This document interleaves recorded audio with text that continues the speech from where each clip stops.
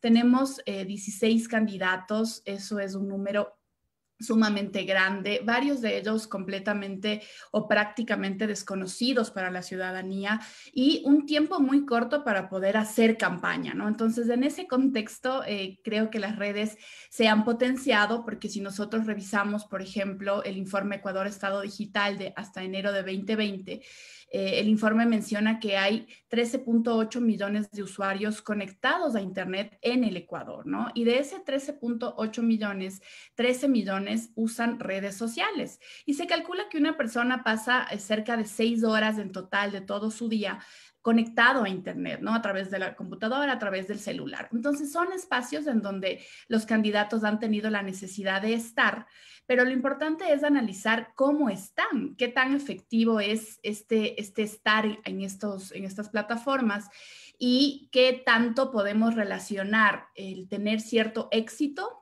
en estas redes versus el tener éxito en cuanto a que las personas se adhieran como candidato que soy, qué sé yo, se adhieran a mi propuesta o voten finalmente por mí. Entonces creo que han sido fenómenos bien interesantes que también hay que cogerles con pinzas porque justamente en un escenario político tan complejo creemos que también no está bien subestimar muchas veces al electorado, ¿no? Entonces, creo que la discusión es amplia. Algo que me ha interesado a mí mucho en este proceso, digamos, de las elecciones es, sobre todo en la arena digital, digamos, cuando se han dado los debates del comercio, los organizados por el CNE, a la par, era como tenías que ver el debate, pero tenías abierta la otra mitad de la pantalla el Twitter y veías como todos estos debates que se iban dando y todos estos análisis al momento, digamos. Sin embargo, eso quedaba mucho en una burbuja de ciertas grupos sociales muy específicos, digamos, ¿no? Por ahí los académicos, los más activistas o la gente que recién se estaba desayunando quiénes eran estos partidos y estos perfiles. Sin embargo, a veces esos análisis profundos que se quedaban en el Twitter no llegan a la cotidianidad de la gente, no llegan a esa profundidad. ¿Cómo hacer una lectura y mediar esa situación entre la gente que tiene acceso a Internet y está un poco más informada a quienes simplemente, pues, en su cotidianidad están buscando un trabajo o están tratando de al menos mantener el que ya tienen? Sí, bueno, es algo súper importante lo que tú mencionas, porque justamente, primero, el hecho de que haya tantas personas conectadas a Internet no implica que todos los ecuatorianos y las ecuatorianas tengan el acceso y el mismo acceso, ¿no? O sea, es decir, ¿para qué usamos las redes? Segundo, también hay una segmentación importante en diferentes redes y eso nos hace ver no solo segmentaciones por edades, por ejemplo, qué redes son las preferidas de los centennials, de los millennials y de otras generaciones. También tenemos nosotros que diferenciar, creo yo. Si bien es cierto, las redes sociales nos sirven mucho quizá para leer un cierto clima de opinión que se va dando alrededor de ciertos temas, no podemos pensar que lo que pasa en redes es lo que pasa fuera de línea, ¿no? Creo que las elecciones pasadas nos dejaron mucho esa lección, porque justamente como tú señalas, quienes están en redes, específicamente, por ejemplo, en Twitter, y están interesados en hacer debate político o en plantear estas ideas para ser discutidas, no necesariamente representan a la totalidad de la población. De hecho, es un porcentaje mínimo, ¿no? Ahora, sí es importante entender que desde una perspectiva, desde un análisis comunicacional, los candidatos de alguna manera no pueden descuidar ni lo fuera de línea, ni tampoco lo en línea. Y en ambos casos deberían tener no solamente estrategias para llegar, sino contenidos concretos sustentados para que la ciudadanía se informe. Entonces, yo creo que aquí, tanto en línea como fuera de línea, hemos visto varias tendencias importantes de algunos candidatos que simplemente, tanto en línea como fuera de línea, repiten lo que ya históricamente se ha repetido en elecciones y que son discursos quizá muchas veces ya desgastados. Y además además también entender que estamos en este momento, los candidatos se enfrentan a una ciudadanía marcada por una crisis y cada vez más incrédula, ¿no? Yo creo que también eso se ha visto, las últimas tendencias, de hecho, dentro de las encuestas, marcan que todavía hay un alto índice de indecisión y sobre todo también mucho pesimismo en relación a que independientemente de quién pueda ganar las elecciones, muchas personas no ven con esperanza el futuro que puede venir en nuestro país en ámbito económico, político y social. Entonces, desde ahí yo creo que ha sido súper importante o es interesante analizar lo que está pasando en redes, necesario, pero también es importante pensar en este voto rural, por ejemplo, que es el que muchas veces termina dando fuerza a ciertos candidatos y que se basa mucho en este cumplimiento de las necesidades básicas, ¿no? Y es por eso que el populismo en América Latina sigue teniendo tanta fuerza, porque mientras tengamos sociedades tan inequitativas, el momento en que a mí como ciudadano me ofrecen cumplir al menos o cubrir al menos una de mis necesidades, quizá yo voy a dar el voto, ¿no? Sin que haya posibilidad de un debate político o un análisis que vaya más allá de la simple solución a algo. Entonces creo que eso obedece a una estructura inequitativa que nosotros tenemos lamentablemente como sociedad y creo que los diferentes candidatos tratan de adaptarse a ese contexto y de tratar de ofrecer soluciones. Por ejemplo, la semana pasada en la que ocurrió el lamentable fallecimiento del presentador de televisión, Efraín Ruales, ¿no es cierto? Vemos que inmediatamente todos los candidatos aprovechan esa coyuntura para hablar de cómo combatir la inseguridad y tal, ¿no?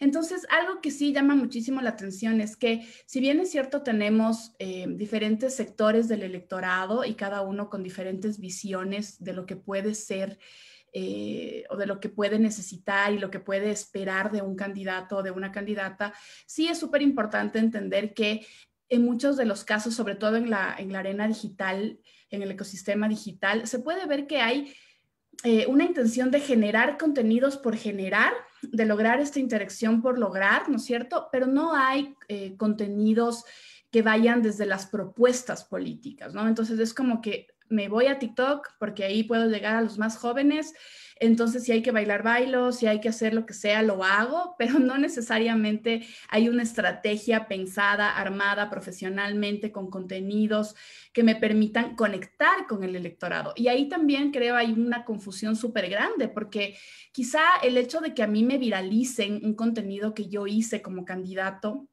puede determinar un cierto nivel de éxito en cuanto a dinámicas digitales dentro de una red, pero muchas veces esa viralización tiene otros tonos. Yo quizá viralizo a alguien porque lo que ha hecho me parece poco respetable, entonces no necesariamente el tener éxitos o que un contenido que yo generé esté viralizándose implica que la imagen de ese candidato haya quedado fortalecida, ¿no? Y por eso decía lo de la subestimación. Muchas veces algunos candidatos creen que pueden conectar con los diferentes segmentos en estos espacios, pero yo creo que se subestima al electorado porque el electorado también en alguna medida, al menos quienes están en redes sociales o en algunas de estas redes, ya sabe quiénes son los candidatos. Algunos de ellos sí son conocidos, ¿no? Y han construido cierta imagen que quizá no tiene coherencia con todo lo que están haciendo en redes, en la mayoría de los casos. Entonces sí me parece que hay que ir más allá de lo que podemos ver a simple vista y pensar que en medio de esta difícil situación que vivimos y en medio de este panorama electoral tan confuso, obviamente lo que pasa en redes tiene importancia, pero no es lo más importante o no es solo lo que importa, ¿no? Y eso nos han dejado esta experiencia, las elecciones previas, en donde en redes se pensaba que ciertos candidatos tenían más opción y luego ya cuando la gente fue a votar, la decisión fue muy distinta, ¿no? Entonces está marcado justamente por las diferentes personas y los diferentes perfiles de votantes que constituimos todos y todas los ecuatorianos. Francisca, yo quiero aprovechar porque hay una pregunta que siempre sale y surge, pero que hay diferentes opiniones, ¿no? Entonces yo quiero enfrentar aquí la libertad de expresión versus a comentarios xenófobos, homófobos, misógenos, constantes y que además se vuelven tendencia, ¿no? Entonces, ahora vimos recientemente en Twitter que cierta población latinoamericana no debería votar porque no piensa. Tal estudio demuestra que esta población no debería elegir un presidente. Solo por poner ejemplos, porque han habido muchos más, donde o ridiculizan o utilizan argumentos en contra de los derechos humanos para ganar seguidores. Entonces, ¿hablaríamos ahí de un discurso de odio? Bueno, yo creo que lamentablemente, bueno, si es que pensamos en opinión pública, ¿no es cierto? Y en cómo muchas veces se ha creído que las redes representan una posibilidad de ampliar espacios para que mucha gente que quizá antes no opinaba pueda hacerlo, ¿no? Y se veía como una ganancia, se analizaba así inicialmente. Y yo creo que de todas maneras, aunque estos espacios representan esa posibilidad, también representan una posibilidad súper fuerte de viralizar muchas cosas.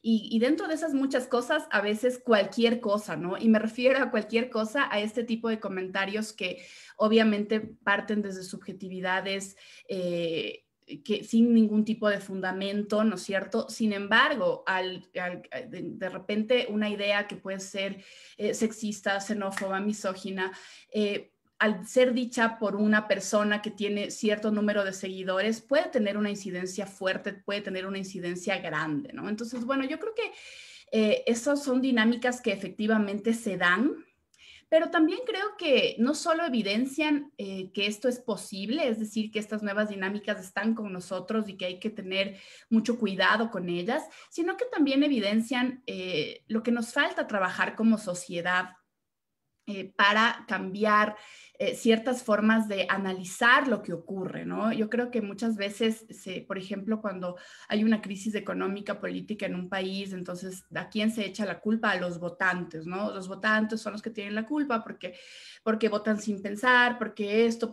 otro, porque no les interesa el debate político. Entonces, yo creería que para explicarnos quizá que en algunos casos esto pueda darse, habría que entender lo que conversábamos antes. En sociedades tan inequitativas, con un acceso a educación formal súper básico y a veces de no tan buena calidad, en una sociedad donde las necesidades básicas de muchas personas todavía no están cubiertas, todavía no se puede hablar de muchos espacios o espacios ocupados masivamente por personas que estén interesadas en hablar de política, en pensar políticamente hablando, ¿no? De manera más consciente quizá. Entonces sí creo que hay que tener cuidado. Yo creo que, por ejemplo, en Estados Unidos el expresidente era una demostración súper importante de eso, ¿no? Porque él aprovechó para decirlo políticamente incorrecto en todo sentido. Y de alguna manera, si él logró tener éxito, tiene que ver con que hay en esa sociedad, como en todas las nuestras también, mucha...